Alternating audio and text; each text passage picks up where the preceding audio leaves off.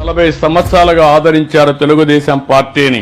కానీ ఒకటే చెప్తున్నా, నాకు సంకల్పం ఉంది, కష్టపడే మనస్తత్వం ఉంది, రేపేం చేయాలో ఈరోజు చేసే ఆలోచన ఉంది. అందుకే మీ అందరికి హామీ ఇచ్చాను. తల్లికి వందనం మేలో ఇచ్చి జూన్లో మీ పిల్లలు స్కూలు పోయే లోపల తల్లికి వందనం ఎంతమంది పిల్లలుంటే అంతమంది పిల్లలకు ఆ డబ్బులు ఇస్తానని చెప్పాను.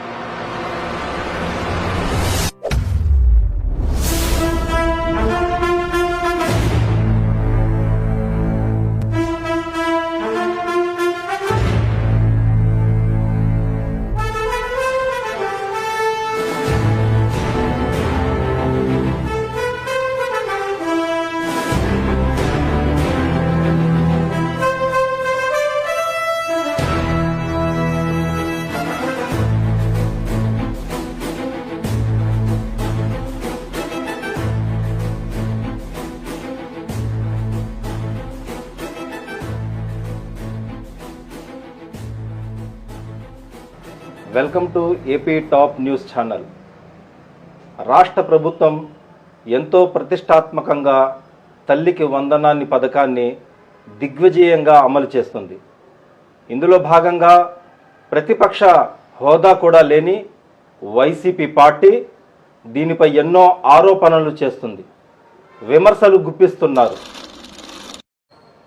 దీనిపై స్పందించడానికి మనతో పాటు కొత్తపేట నియోజకవర్గానికి సంబంధించిన సీనియర్ నాయకులు గుబ్బల మూర్తి గారు మనతో పాటు ఉన్నారు. ఆయన్ని అడిగి మనం కొన్ని విషయాలు ఆయనతో మనం చర్చిద్దాం. నమస్తే సార్. నమస్కారం అండి, అందరికీ నమస్కారం. తల్లికి వందనం ఎంతమంది ఉంటే అంతమందికి ఇస్తామని కూటమి ప్రభుత్వం ఎన్నికల్లో సూపర్ 6 పథకాల్లో మాట ఇచ్చిన మాట వాస్తవం. ఆ మాటకు కట్టుబడి రాష్ట్ర ప్రభుత్వం లోటు బడ్జెట్లో ఉన్నా కానీ అన్నీ చూసుకుంటూ అమలు చేయడం జరిగింది. ఇటీవల అమలు చేశారు.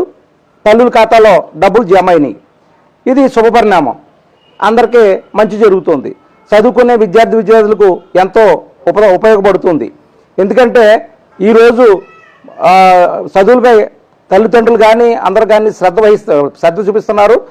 ప్రాముఖ్యత పెరిగింది, చదువుపై ప్రాముఖ్యత పెరిగింది. చదివించాలని కోరుకుంటున్నారు. ఆర్థిక స్థితిగతులు ఎలాగున్నా, పరిస్థితులు ఉన్నా లేకపోయినా కూడా ఏదో విధంగా పిల్లల్ని చదివించాలనే తల్లిదండ్రులు తాపత్రయపడుతున్నారు. ఇటువంటి తరుణంలో తల్లికి వందన పథకం అనేది ఎంతో ఉపయోగకరమైనది. అది కూటమి ప్రభుత్వం ఇచ్చిన మాట ప్రకారం ఎంతమందికి అయితే ఇస్తానో అంతమంది